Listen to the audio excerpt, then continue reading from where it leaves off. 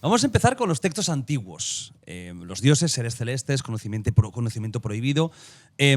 Claro, aquí tenemos ya que en grandes textos importantes, antiguos, Sumeria, Ezequiel y el carro celestial, el libro de Enoc, los vigilantes, encontramos una serie de elementos. Empezamos contigo, Tito, si te parece. Una serie de elementos, y en algún momento podéis también entrar. No hace falta que simplemente de paso. Si la cosa se vuelve muy loca, pues bueno, pongo pausa. Pero por parte de ellos no creo que se vuelva muy loca, ¿sabes? Bueno, cuidado con Tito.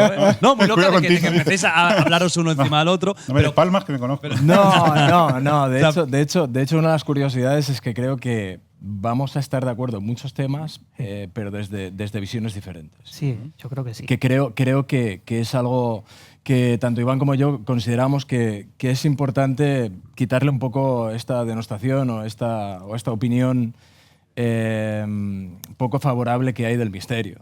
O sea, creo que peyorativa, es decir, hay un estigma, ¿no? Como lo ha habido durante mucho tiempo con el tema extraterrestre. Claro. Creo que es importante entender que la ciencia de la historia o la arqueología no existe sin un misterio previo.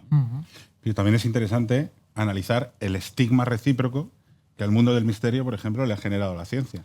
Te pongo un ejemplo muy claro. Pero no estoy de acuerdo del todo con eso. Creo que eso, hay más del estoy otro de acuerdo, lado. pero desde otro punto de vista es lo que yo le intentaba decir a mi madre cuando volvía de fiesta y me regañaba y yo le decía, sí, estoy de acuerdo contigo, pero desde otro punto de vista. ¿No? Claro. Te pongo un ejemplo. Tú has hablado de templos estelares, ¿no? El tema de la astronomía o la arqueastronomía, que además es el tema en el que yo me especialicé, durante muchos años en el mundo de la arqueología era tabú. Sí. Hasta ayer por la tarde. ¿Por qué? Porque venía de una tradición de los años 60, 70, 80, donde hablar de estelares era hablar de esos señores grises que estaban construyendo las pirámides.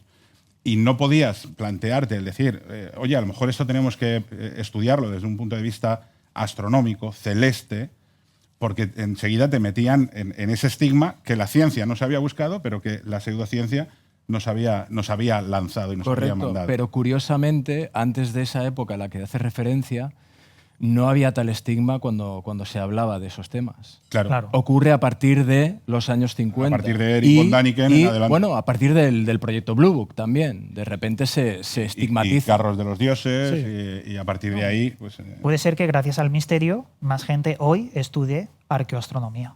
Sí, sin duda. Y podremos romper lanzas a favor de nombres propios, llegado el caso, cuando surjan los temas. No, yo me dedico a la historia por Jiménez del Oso. O sea, quiero decir, yo vengo del mundo del misterio y sigo en cierta medida ya un punto de vista más sociológico en cuanto a las creencias que se manejan, pero a mí me atrae y llego a la historia a través del mundo del misterio. O sea, que entiendo que sí que es una fuerza y que es una puerta que sirvió a mucha gente para valorar y respetar determinados yacimientos que antes no pasaban inadvertidos y al ponerlos en el foco dentro del mundo del misterio se empezaron a visitar y se empezaron a considerar. Pues he hablado de varios que podéis en cualquier momento centraros en alguno de ellos si consideráis importantes, pero hay una cosa que está clara y es que muchas culturas antiguas hablan de seres que vienen de arriba.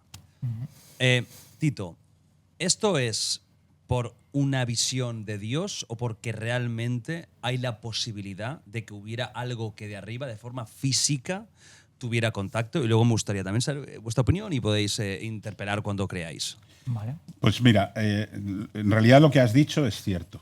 ¿Vale? Y parece mentira que empiece yo diciendo esto. ¿Puede haber algo que… 1-0, ¿eh? Pásate a este lado de la mesa. Claro, me he traído… Te quedas solo, me falta la camiseta. Con la camiseta que traes me parece que se va a cambiar el también para allá. Sí. Bueno, pues nadie, aquí hablamos todos de lo mismo. Pero ¿por qué digo esto? Digo esto porque efectivamente no se pueden concebir las civilizaciones antiguas sin pensar en cómo ellos pensaban el cielo.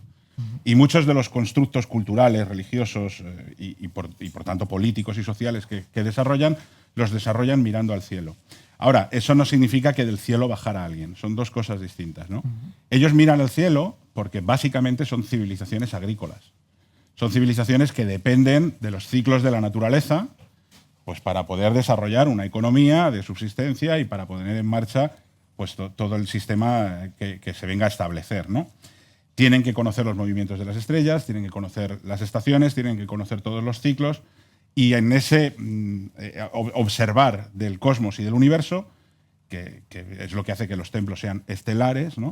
Que están relacionados con las estrellas, pues ellos lo que perciben y de lo que se dan cuenta es de que hay una serie de cosas que suceden, que son rítmicas, que son cíclicas, pero que escapan a su conocimiento.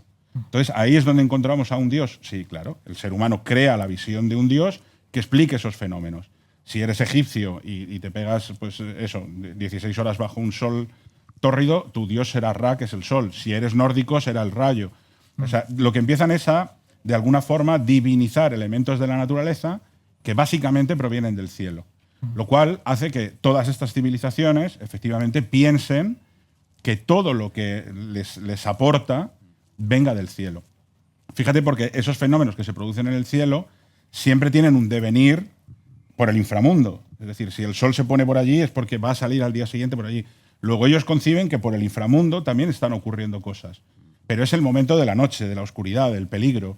Por lo tanto, es lógico que en el desarrollo de las civilizaciones y de los pensamientos humanos pensemos que todo lo bueno viene del cielo y que si morimos tengamos que ir ahí, ¿no? Porque es eterno, porque es donde vemos lo que nunca cambia, mientras que todo lo malo pueda ocurrir en el inframundo.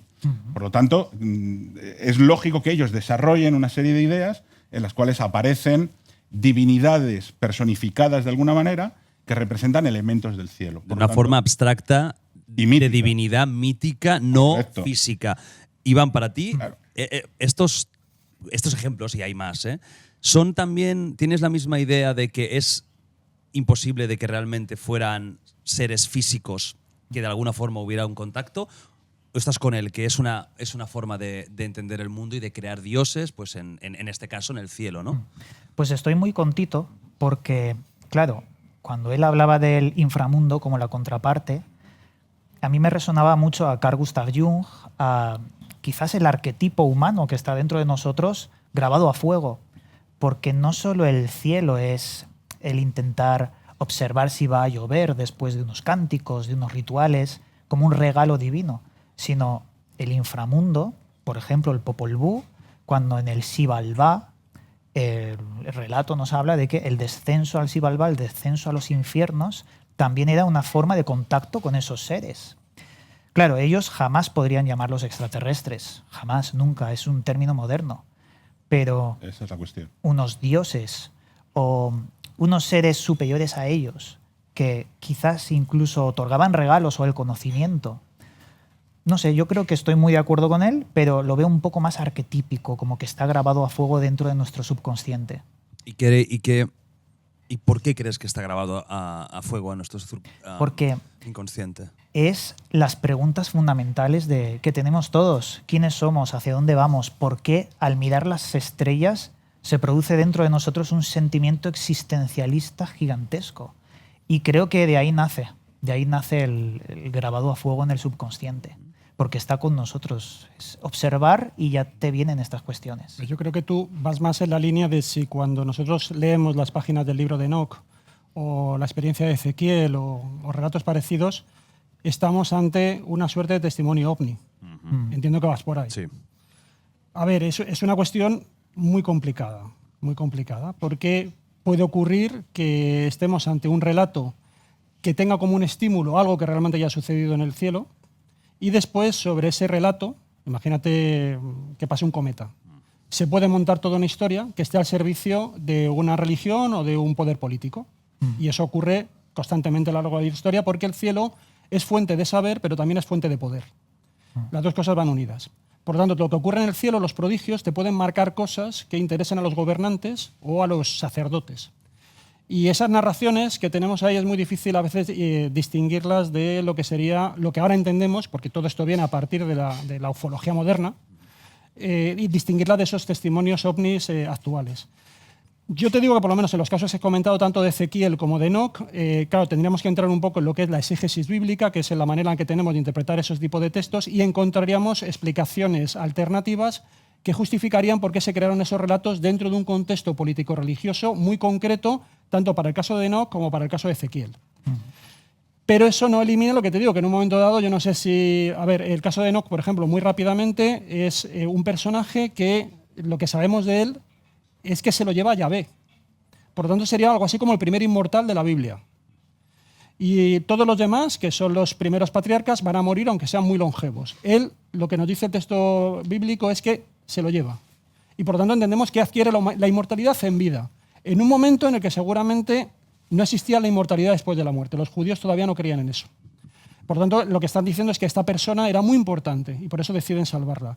Luego, lo que viene después, la mezcla del libro de Enoc, que es muy posterior, estamos hablando ya del siglo II a.C., que se denomina la apocalíptica judía.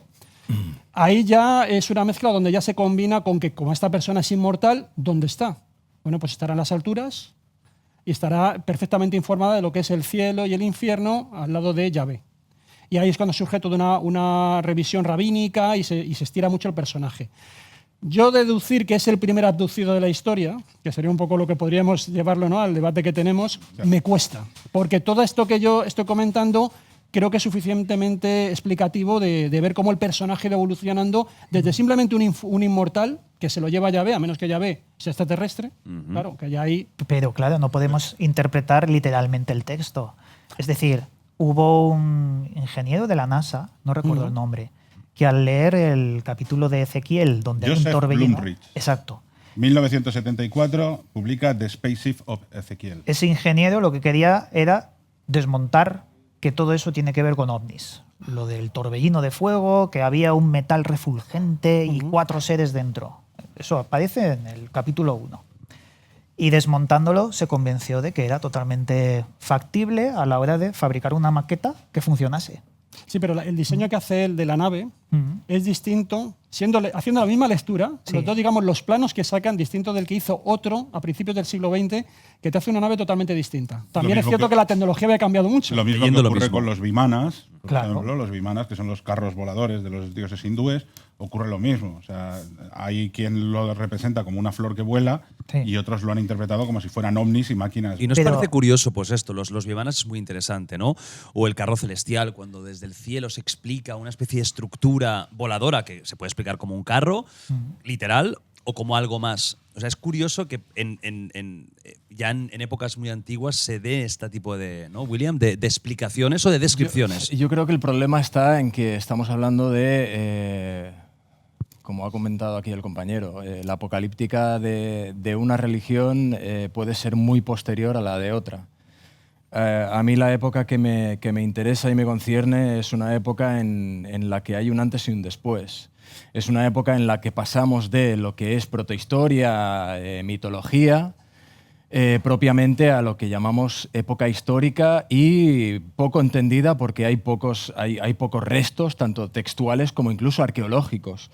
Como para incluso datarla, ¿no? Sí. Concretamente. Y sí que es cierto que la visualización que tienen estas primeras culturas del cielo pueden estar muy relacionadas con la agricultura, con las estaciones diferentes, pero por otro lado yo creo que hay una obsesión de mirada estelar que tiene que ver con una coincidencia mitológica que hay en la mayor parte de las civilizaciones antiguas que encontramos por todo el mundo, que coincide en un desastre, en un apocalipsis, en un antes y un después.